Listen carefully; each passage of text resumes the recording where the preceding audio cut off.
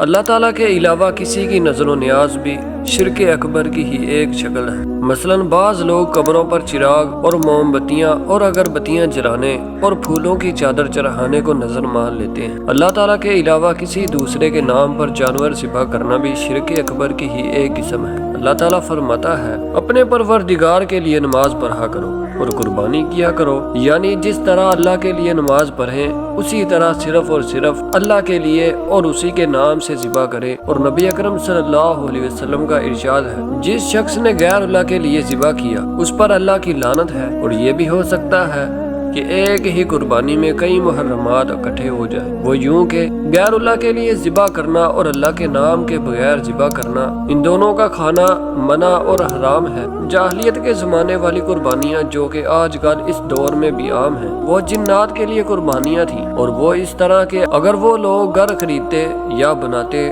تو جن کی اذیت و نقصان سے بچنے کے لیے کنواں کھودتے تو وہاں یا گھر کے دروازے پر جانور ذبح کرتے تھے تاکہ جنوں کو خوش کر کے ان کے شر سے محفوظ رہ سکے۔ یہ بھی شرک کی ایک قسم ہے۔